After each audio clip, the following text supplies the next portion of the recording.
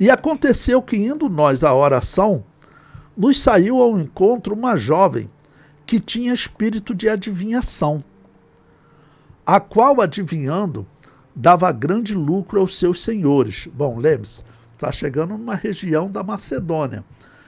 O paganismo era fortíssimo nessa região.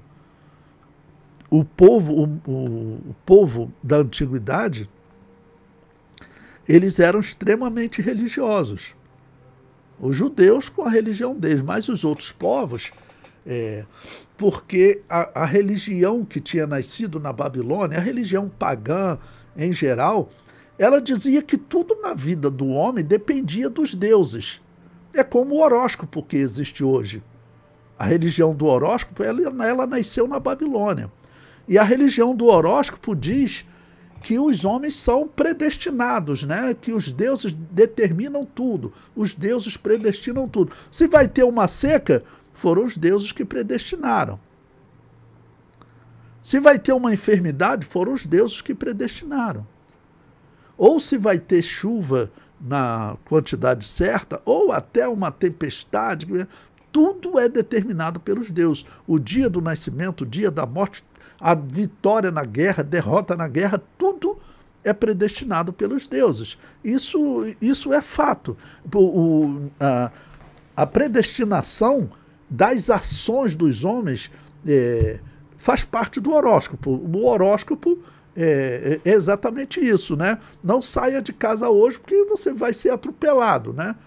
Porque o horóscopo está baseado nas estrelas. Para os antigos, as estrelas eram deuses. Tanto que você tem um planeta, né, que eles chamavam de estrela, né, chamado Júpiter. E você sabe, era o principal deus do panteão romano. Na Grécia ele era chamado de Zeus. Ok?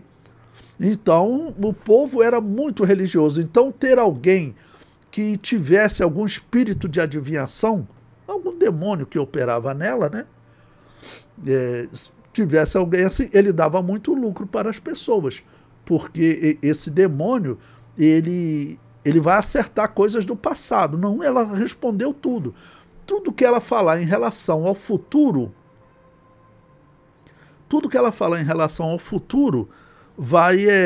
é chute do demônio. Ele fala e depois ele sai atrás para tentar fazer cumprir. Com o rei Saul foi assim, né? O demônio lá que veio falar com a pitonisa disse que no dia seguinte Saul e seus filhos estariam com ele. E eles não morreram no dia seguinte. Tá bom? Versículo 17. Esta, seguindo a Paulo e a nós, clamava dizendo: estes homens que nos anunciam o caminho da salvação são servos do Deus Altíssimo.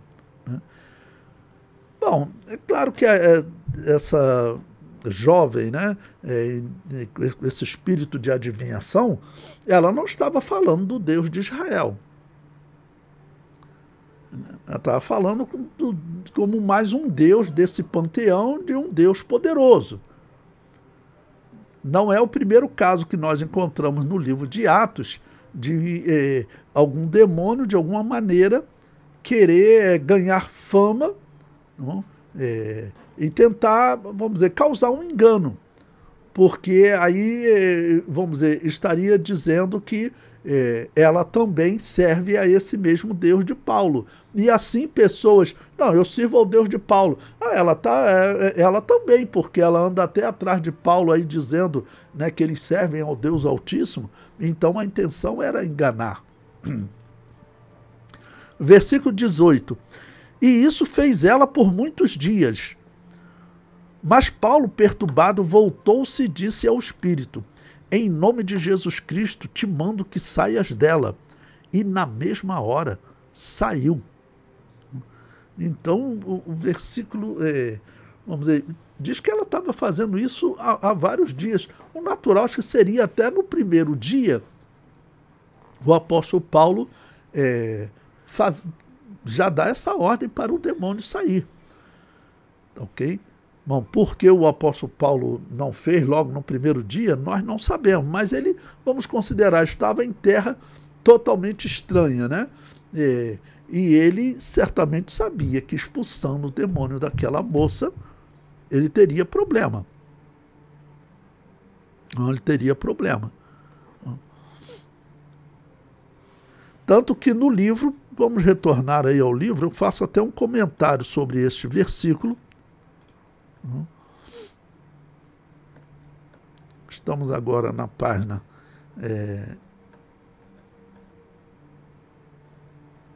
final da página 99, quando diz: Paulo, perturbado, voltou-se e disse ao Espírito: em nome de Jesus Cristo te mando que saia dela. E na mesma hora saiu.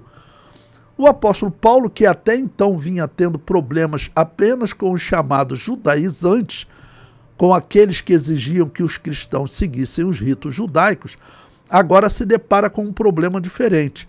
Uma jovem que tinha um espírito que simulava uma adivinhação. Sabemos que os espíritos podem conhecer coisas das pessoas que as pessoas nem percebem, pois não são vistos. Ou seja, os demônios sabem de coisas que às vezes estão acontecendo que as pessoas não sabem. Vou citar um exemplo. Certa vez eu me deparei com uma pessoa que ela, fazendo faculdade de psicologia, agora nos cursos de psicologia você estuda para a psicologia, porque foi considerado científico, né? Foi considerado científico, é uma coisa complicada. E uma certa pessoa contou que a família tinha uma apólice de seguros, que o pai de família morreu e a família não sabia onde estava. E foi numa consulta de parapsicologia e lá falaram: você vai no livro tal, na página tal. Pastor, como é que o demônio sabia? Mas, claro, irmão, é claro que o demônio sabe. O demônio, né, vamos dizer, naquela família que então era espírita, né, o demônio sabia que o pai de família tinha guardado aquela apólice de seguro lá na sua biblioteca em uma determinada página em um livro. Então, essas coisas o demônio sabe, né? Então, muitas coisas, praticamente tudo que está acontecendo no mundo, o demônio sabe, né? Então, ele não vai saber coisas relacionadas ao futuro, né? Isso só Deus sabe, só Deus conhece o futuro. Então, por isso que eu falei aí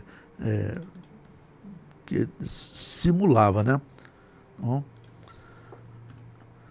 E prossegue o comentário. Esse espírito usava essa moça para dar lucro a alguns homens. Quando o apóstolo Paulo expulsou o demônio, o lucro cessou e esses homens levaram o apóstolo Paulo diante de um tribunal, apenas com o argumento de que eles pregavam coisas que não eram do costume da Macedônia. Esse argumento foi o motivo para que eles aprisionassem o apóstolo Paulo. À meia-noite, Paulo e Silas louvavam ao Senhor quando sobreveio um terremoto. A lição desse texto é: o motivo da perseguição é também o momento da perseguição, é também o momento de experimentar um milagre de Deus. Vamos ler esse texto no livro de Atos,